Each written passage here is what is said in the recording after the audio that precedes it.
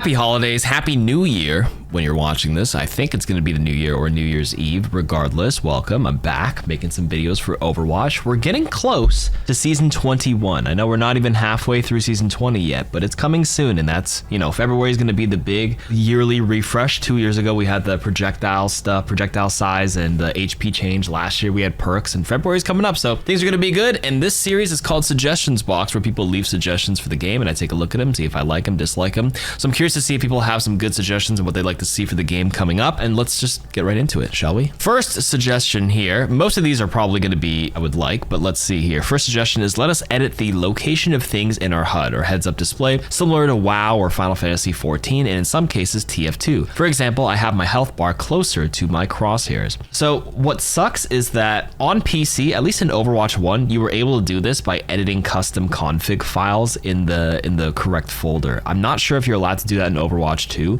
but that was possible because I think on console, Xbox or PlayStation, their health bar and abilities were closer to the center of their screen specifically. And on PC, if you wanted to emulate that, you'd have to go and do some tinkering. But I think Blizzard got rid of that.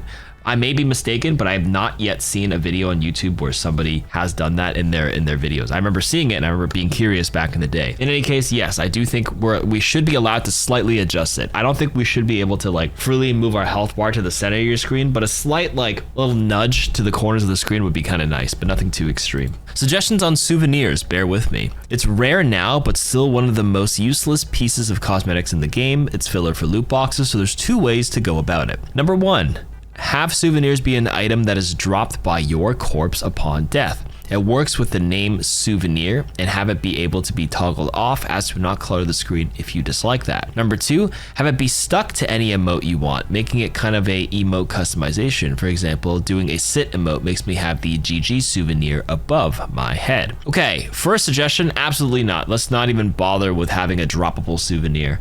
There's no point. I just don't even feel like that's good. The second one is a bit better, where having it stuck to your emote is kind of nice. I think having it flash over your head anytime you do any sort of emote is not a terrible choice.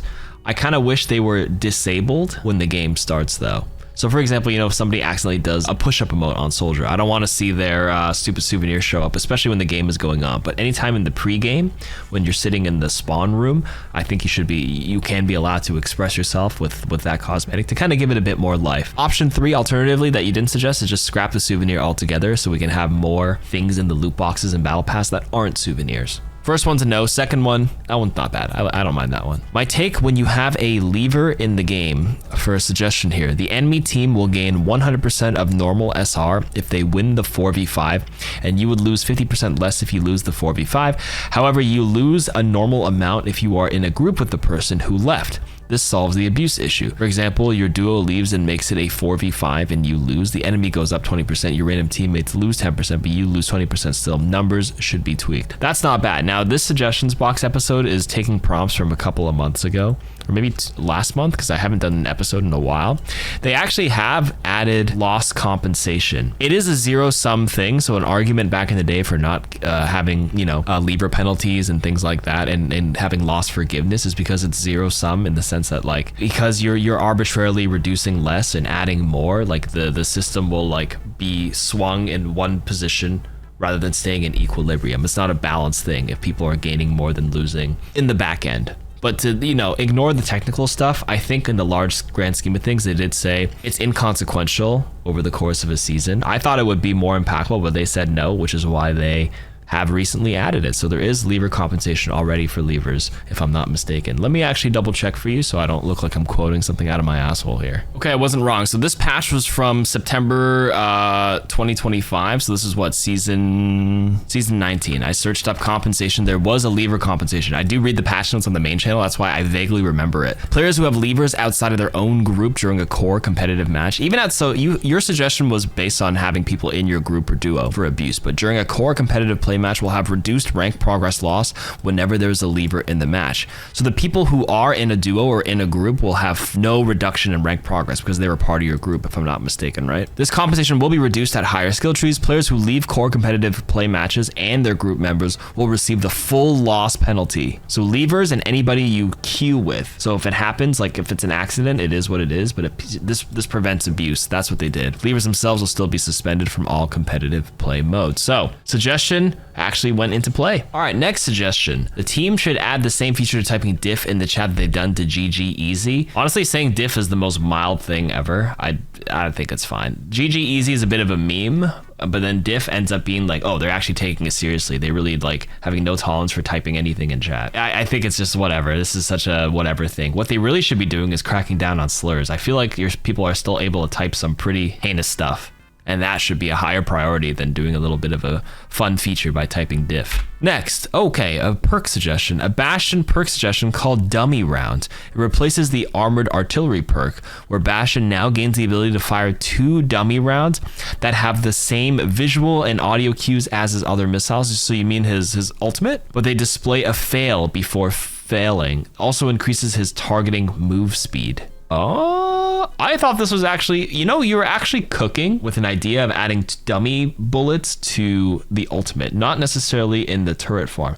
Now, I actually like that idea because it baits enemies to like you use their shield or Sigma to suck into the sky, or a Genji to look up and deflect the 3 reigning Bastion ults. But having 2 dummy rounds would be kind of sick. Honestly, if that sounds kind of strong, to be honest with you, it could be a major perk.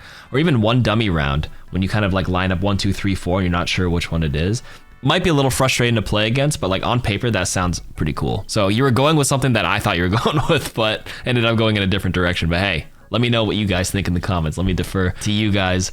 Do you like the idea of having a dummy round on Bastion? After we nerf him, of course, because he's already very good this season, because they randomly buffed him outside of his turret form. His recon form is pretty solid now. But once they nerf him, and you know, for the Bastion players, having dummy rounds would be kind of cool. Okay, next one. All I want is for Ramattra to have his Vortex touch the skybox. Maybe a minor perk that increases his Vortex pull height by 2x. Yeah, I'm kind of down for Ramattra's Vortex to have double or even skybox range. That's what we saw in the trailer, and I do think a perk for that would be kind of cool too. Really will deny the flyers and makes him stronger in that archetype. Really be, you know, honest to what he was supposed to do. All right, suggestion, add some items into Stadium that give bigger bonuses, but also have downsides. For example, 50% attack speed, but minus 50% damage. I could see items like this really transforming a character and opening up even more playstyles. I do think Stadium has evolved long enough that we're able to add more items. It was a little convoluted and a little difficult to pick up as a new player, but I played enough Stadium where like I've memorized all the items, and I do think some smaller additions like that have pros and then some cons. Maybe not too many. Maybe like 1 in each category wouldn't be a bad idea.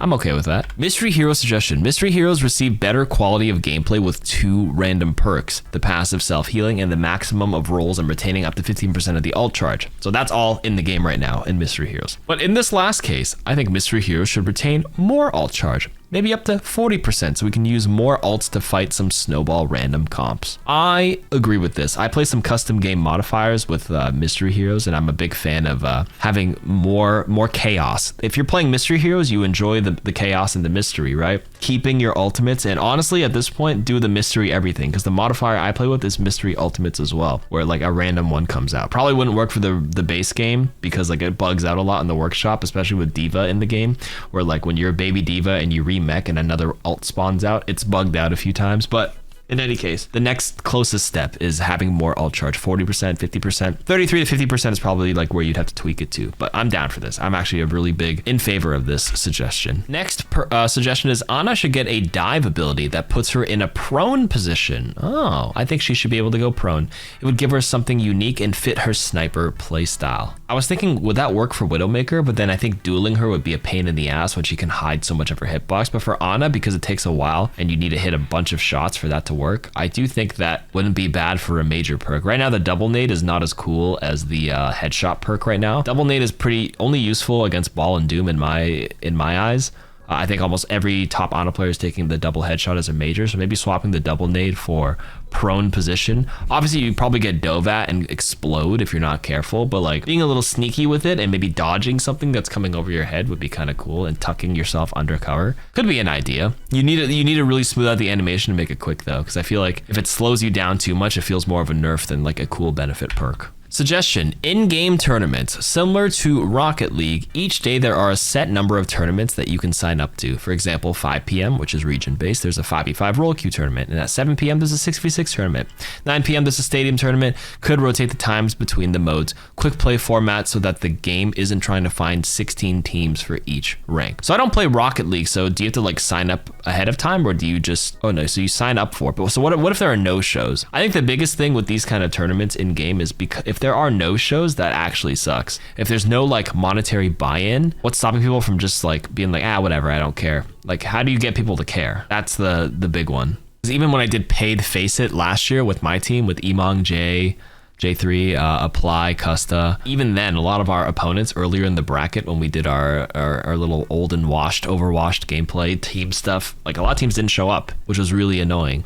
And this was like a more official thing with real benefits and I guess real consequences. So what's stopping somebody from an in-game one? I'm just thinking logistically of the problems. I'm not saying this is not a bad idea. I'm just thinking, how do we solve that? But in any case, I think in-game tournaments and stuff like that is always like a net benefit to the game if it works out in the way that you would hope it to work out. Did I say that right? Anyways, moving on. Let's do one more. Oh, wow. Perk suggestion on Ana. Somebody else who doesn't like it. Perk suggestion. They should remake or just add another Ana's bouncing nade perk. So instead of bouncing and exploding one more time, it would go through teammates and or enemies, applying its effects to them. It's so frustrating when you toss it to save your teammate / purple enemy or elim, and then the 174 out of 175 tracer blinks in front of you, like your teammate, and eats it, and you stand there and watch your tank explode. Oh, if you want to buff Ana, actually that wouldn't be a bad idea. Now, if somebody might freak out and be like, why would you buff Ana? Ana is actually underperforming. Everybody else has been power creeped really high with all the stuff, and ever since they got rid of the double nano perk, she's actually fallen pretty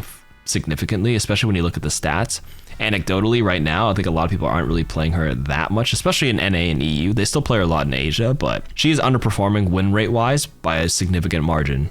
So honestly, that'd be kind of cool, making the bouncing nade perk just phase through everything. Maybe like a certain threshold or a setting you can set. The nade will not make contact with person, or anybody it passes through will also receive the benefit as well. Something like that to buff that perk, because everybody's taking the other biotic rifle double headshot perk anyway. I like that suggestion. All right, cool. Those are some nice ones. I apologize for not doing this series more regularly. I'll be back on more regular content grind, especially in the new year. 2026 will be a big year, and I'm here for it. Leave some more suggestions in the comments, what you want to see for Overwatch in the new year, what you're hoping for, like their yearly big update, maybe some more perk suggestions, any part of the game. Leave it in there. We'll take some comments, and yeah, thanks for watching. Happy New Year. Bye-bye.